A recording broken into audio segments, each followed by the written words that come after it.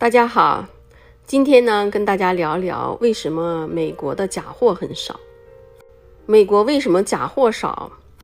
并不是美国人有多高尚，商人们多有公德心，其实呢还主要是因为风险太大，违法的成本太高，消费者买到假货一投诉，商家轻则赔钱，重则有可能坐牢。美国有个食品药品安检局 FDA， 所有上架的食品药品都要经过严格的检查审批过程。如果你吃到了不合格的食品药品，你甚至可以告到联邦食品药品安检局失职。在美国的消费者最大的幸福就是可以退货。在美国的实体店，如沃尔玛、Costco、梅西百货等等各种商店都有退货部门，无条件的退货，每天都有排队等候退货换货的客人。类似这样的商家，一般来说退货柜台的服务人员对于退货的原因连问都不问。退货时有的需要原始发票，有的甚至可以不需要凭证，有的有期限限制，有的没有期限限制，或者期限很长。不管你是不合适还是质量问题，或者是你改变主意了，甚至是有的人都用过了也拿去退，商场都会给无条件退换的。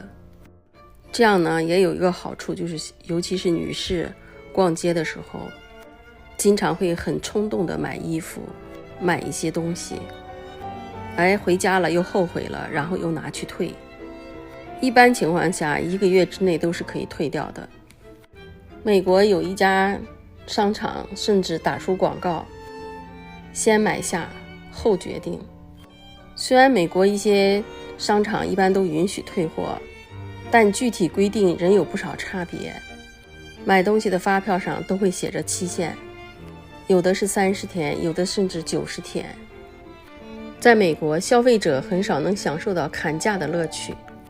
正规的商场一般都是明码标价，而美国的消费者也早已经习惯了看标价，能接受就买，不能接受就不买。所以呢，在美国待的时间久了，也就习惯不讨价还价了。美国的大部分正规商家都是诚信经商，依法办事，因为违法成本太高，长期按法律办事，商家慢慢就变成了诚信经商的习惯，习惯就成了自然。美国对造假打击非常严厉，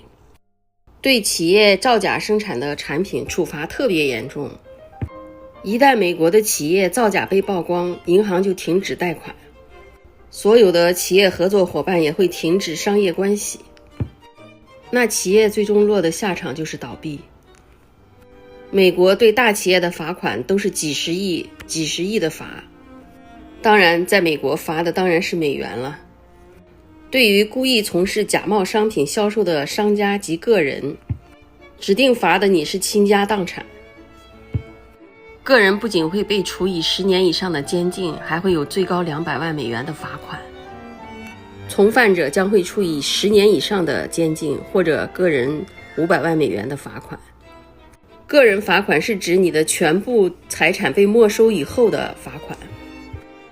因为造假得来的都属于非法获得的，这些呢都是会要被查封的。而且呢，在美国卖个假货，你会遇到比罚款还可怕的众多监管合作机构的监视，可以说是法网恢恢，疏而不漏。当商家都不敢进假货的时候，那造假的自然就没有生意了，所以呢，造假的人就少。另一方面呢，大多数的美国人是很讲诚信的，他们非常看重自己的信誉，